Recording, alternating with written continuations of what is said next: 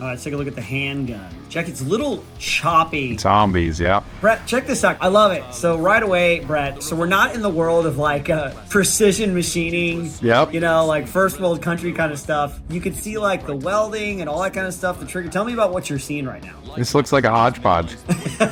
Yeah, you're right. You can see the welding. It's like they got the bolt or a screw for the trigger, a little wheel gun, a hole through the front sight, maybe put your keychain on there, something like that. I don't know.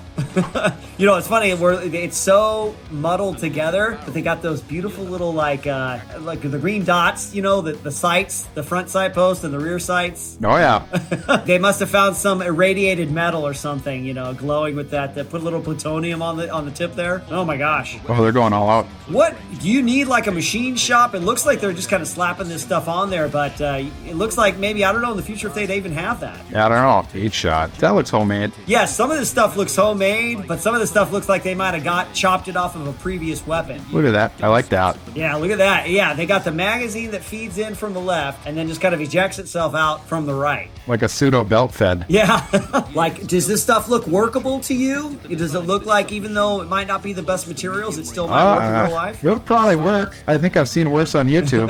You know, I've heard people talk about, like, for suppressors, for example, using maybe like an oil filter. This looks like this taken to the nth degree. Like the buttstock just looks like a folded piece of metal. Yep. You know? And I think that's all it is. Some bolts and a drill press and you're good to go. This is really like kind of a case study in quality of materials. You know, we talk about, you know, for precision rifling and stuff, you want to get kind of the best materials, but It doesn't look like they have that in the post-apocalyptic waste. You know, I think the best part about this whole thing, probably the hose clamps on whatever that little laser sight or whatever that is there. Yeah. That's a nice touch. Yeah, I think I saw them. They had like a battery behind the actual laser. You can see it. There's no casing, but the guts are there. Like if they've like they've got the fundamentals, but it's like, what if all you had was some old car park that you know, old car junkyard to hobble together gun parts from. Yeah, I don't even know, what is that, like a lighter or a cigarette box or something on the bottom of that thing? Or yeah, what would that be? I guess we'd have to find somebody that spoke Russian to find out what that used to be before it was an ammo can.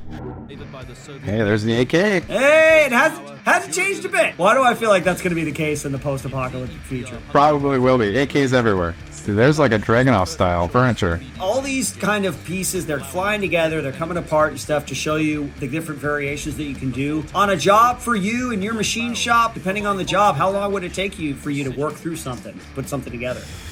Yeah, if it's just furniture, it'd be no big deal. But if it's a bunch of parts and miscellaneous stuff to put on there, it could take some time. Sometimes they need fitting too, or mounting. Sometimes you got to drill holes and stuff and thread and all that fun stuff. And yeah, it gets to be time consuming sometimes. So are you saying that the parts, they don't generally, sometimes they won't just slap together? You might have to drill here and cut down here, shave here a little bit? Yeah, every once in a while you have to do that. The bullpup has survived the post-apocalyptic fallout. It has.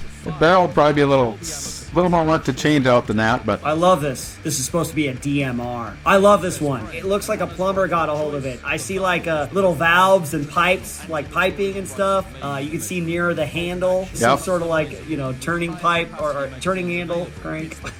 It looks like it almost wants to be a flamethrower. Yeah, you got like the front grip. It almost looks like the outside of like a bike tire, kind of bolted on there. I love this. Is my favorite one so far. Literally called the valve. Ooh, bolt action. I should totally make one of these. I really just put together out of just weirdness. I didn't know this, but in history, it almost looks like an air gun. You know, I think in World War I, they actually had functional air guns used out on the battlefield. You had to really pump up air canisters, things like that. Wow. Well, there are guys now that use them in competition. Oh, really? Yeah, they could get like 22 caliber air rifles and even larger 30 caliber and stuff like that. Some guys use them for hunting, and yeah, they could be pretty powerful. Oh, that's wild, man. I think it's a nice looking weapon right there. I think we see the fundamentals of firearms from the cannon all the way up to today. You have obviously a projectile that you got to get going somewhere. You have a barrel that it's going to go through. You have an igniting system or a mechanism by which it will be fired, the trigger, and you got to hold it somehow, so you got to handle. And that's it. That's all you got. Simple and effective. Yeah. A shot. I like that. They didn't have time to put a bunch of bike tire hoses and stuff like that on there. So. No valves, no little turn knobs. No, it looks like a very large caliber handgun though. So yeah, one big shot. That's all you got. I don't know if I'd want maybe a shotgun. Oh, there you go. Your wish is granted. Yeah. There we go. Look at that. Quad tubes. I love Even the better. more barrels, the better, I say. Oh my goodness. If one doesn't work, 4 will work. 4 will definitely work. And if it doesn't, I mean, I don't know what you're fighting against, some supernatural being, so. It's like a rotating cylinder almost. Yeah, I don't know what that is. It's like get some sort of spring thing on the outside there. Oh, the Sega. That looks like a clunky machine there. I like to call this the naked Sega. Not even the magazine has a cover on it. Spring in the butt pad there so you don't beat yourself to death. Yeah, that's right. That seems like a luxury in the post-apocalyptic wasteland. Bit like that duck-billed muzzle brake on there. Ah, nice. There you go. And the red dot reigns supreme. It does. Special weapons class. This is where it really gets fun. Good, you got like a Ooh. yeah. This looks like the air gun we were talking about. It's gotta be. It's got a tank on it and a gauge, air gauge. Know how much juice you got left in there. Yeah, you even have. It looks like if you need it, you got a hand crank to pump up the action underneath there under the I barrel. see that. Yeah. I like this because in the future, maybe there's an ammo shortage. Maybe Brett Meyer's ApexRifles.com doesn't exist anymore. You got to make do. Maybe you gotta shoot nuts out of that thing or something like that. Who knows? I feel like somebody's gonna go out and make an air rifle like this now. They had to have put some thought into how all the parts were going to integrate with one another, how were they going to work, what the basic concept of it was. I don't know. I think it's a little elaborate. There's a little bit of magic in there somewhere. I think unless you got a mad scientist locked in a dungeon somewhere that's got a full shop to do stuff, I don't know. Yeah, right? Rail gun Oh my gosh, yeah, it does look like a rail. You got like a magnetic rail thing on the front there. / bayonet. Right. There we go. This Wicked. is something that I would expect to see. This is a good old Daryl Walking Dead crossbow action made out of something, bike parts, solid steel. I love it. I love all this. You can see the pulley system obviously adding tension and pulling back and stuff like that. You can get the basic design just at a glance. And a lot of the new compound crossbows are actually built pretty similar to that, where they got short, compact limbs on them, and then all the power is just right there. There you go, that old bike tire on the grip. Plenty of those in the post-apocalyptic world. Yeah, a lot of just all those bike graveyards, man. Really. Oh, it looks like it's suppressed here. And he's got actual ammo in this one. There's the hose clamps again. Love it. I love it. You kind of get the idea that it's kind of bolted together, hobbled together right at a glance. Nice. I like the flame, a little bit of flame action, not quite burning off just right. You know, looks like this is like a revolver that's just been fitted with a longer barrel and a buttstock. You ever work with anything like that? Not typically. You typically work with more kind of long guns, precision firing, DMRs, things like that? Yeah, we build rifles to shoot out to like 1,000+ yards accurately. Okay. All right. Nice. Oh my gosh. I love the option that developers come up with, whether it's a scope or a buttstock or a barrel, what the post-apocalyptic equivalent would be in a time like this. Yeah. I love it, the red dot. It's like it must have a laser on it too. Laser and a red dot. Yeah, it's got a laser there too, yeah. Oh, the barrel's getting hot. You ever shoot anything up to where the barrel gets red hot like that? Not red hot. Warm enough to you can't touch them, but not burning, blazing hot like that, no. You fire enough of them, man, that barrel starts getting real hot. Is that a grenade? Or is that just a suppressor? Now, wait a minute, dude. Sometimes they have that attachment where you can fire off a grenade. I don't think it's a very modern concept anymore, but back in World War I and II, I feel like they had that. The USKSs, I think, have grenade launchers on a lot of them. What do you think about the report, this little fire blast? What do you think? Do you think that's, as far as you could tell, something that might be how it would look in real life? It's probably spot on, especially in a little room like that. It'd be loud. Right. I think a lot of people don't realize firing a weapon indoors in an enclosed space is extremely loud. Yeah, yep, it is. All that sound just bounces off those walls right in there. Oh, is this like a Gatling gun? Holy, now that looks like something you would need. I love it. Looks very Star Wars. Like the drum mag coming up underneath and like kind of... Dual barrel? Yeah. Is it hand crank or is that what is that? Is that just a charging handle? No, it could be, yeah. It looks like the trigger is on the front part with the left hand. Almost looks like you just grabbed that out of a car somewhere. It converted a few things and now it's a machine gun.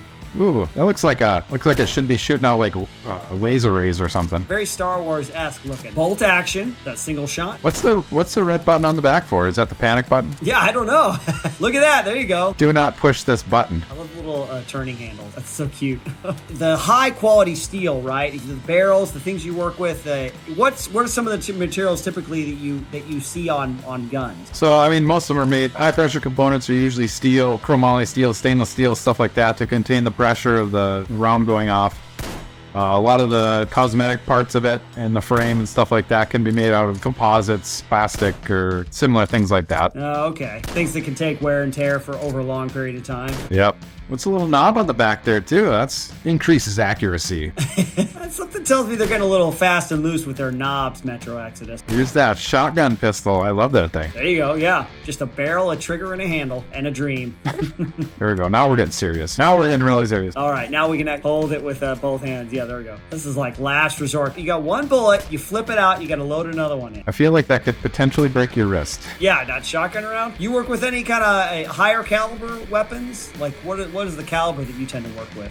It's typically smaller stuff, but we do things like up to 330 Lipua and stuff like that. Pretty big stuff. Not too many pistols? As far as building and repairing them, not building them, but repairing them, yeah. 9mm, 40, 45, stuff like that. Oh, okay, cool. A lot of 22 caliber stuff. Oh, it's got this like kind of rotating charging handle or something like that. You open the breech. That's interesting. Yeah, it's almost like got a revolver type cylinder with just no skin. Just got the 3 shells there. That's pretty cool. We didn't see that before. Don't get your face too close to that one. Yeah, it's a lot of moving parts. I would fire that like out there, you know. I like this one. I think it's just a nice looking setup. I feel like a shotgun would be very useful in the post-apocalyptic wasteland. You know, you're up close usually. You got mutants. You got other raiders coming at your camp. And you don't need a lot of training. It's just a nice area to go for. Spray and pray. Spray and pray, baby. Got a suppressor? Sounds a little quieter now. You know, I was just thinking, I don't think I've ever shot a shotgun suppressed. That'd be fun. Yeah, I don't think I have either, yeah. Might have to do that. My favorite part of this is that rotating action at the top every time it fires. Almost looks like a rotating charging handle or something. That looks like somebody had way too much time on their hands to figure that one out. Yeah, there's a lot of bolts, angles, weird welds. That just seems like a lot of fun. I mean, the only thing better than firing a bullet would be firing a larger bullet. I like that. Let's go. Yeah, the echo. I like the little flame. Kind of shoots out occasionally. Yeah, we'll pop a smoke. And again, it's got the laser. Got a freaking laser. Laser beat. There you go. There's the thwip that we all long to hear. I can see this would be good for clandestine operations in the post-apocalyptic wasteland. Stealth mode. Stealth mode, yeah. There you go. Snack mode. Nice. The compound bow looking action. And the pneumatic action. It just sounds mean. You're not going to hear that coming. My favorite is the exploding rounds. The explosive tipped arrows. Because I just want to fire an explosive tipped arrow and see what happens. Very space age, this one. This is like 1950s sci-fi. It is. With all of the piping, you know, and all of the electrical panel looking things, batteries. It's got a oil sight glass on the back there. Oh, yeah. Yeah, the rotating bolts. Sounds like a little pistol. Yeah, sounds suppressed, yeah, but obviously there's no combustion going on. It's just the thwip of the tension strings. Oh, you got to pump it up. This is great. I love that. That's so awesome. I mean, you know, if you got to get it up to a certain poundage, a certain speed, you know, to penetrate, maybe not against like body armor or something, but against your average mutant, that's great. You got the green dot rear sights. This is a radiator, but there must be radiator sights coming out. That one's like a production model. That one's the best. The whole railgun looking thing, the strapped together pieces of copper metal on the front of that thing. I love that. That's awesome. There's the railgun. Yeah, the pneumatic railgun. Air-powered electric pneumatic railgun. Listen, it's science. You guys wouldn't understand, okay? Ooh. Ah, a little electrical charge. I love that. The voltage meter in the back. That's nice. Probably self-charging, too. Yeah, you can hear the electrical charge. And he's pumping it up for more juice. I love that. A lot of detail in this game. That's what I appreciate about Metro Exodus. You got a favorite genre? If you don't play many video games these days, but what would you play if you're able to have a couple hours to yourself to pick up? You know, my wife actually bought me the Call of Duty, the World War II one. Oh, Vanguard. She bought me that night. I haven't played it yet. No. You're engaged in gainful employment. I appreciate it. You're not wasting your life like us just playing video games all day. Brett, what was your favorite weapon that we saw today? Oh boy, I think the railgun was probably my number one today. Wicked Machine. I love it. I love that simple little one-shot shotgun pistol. Yep, that seems like something a little more realistic as far as the all go. But yeah, that'd be my number two, I think. Brett, where can people find you out there on the internet? ApexRifles.com and on YouTube, Apex Custom Rifles. And folks, you can catch me on Shift Fire on YouTube or the Pop Culture Field Manual podcast. Folks, thank you for joining us on this episode of Total Recoil. See you on the next one.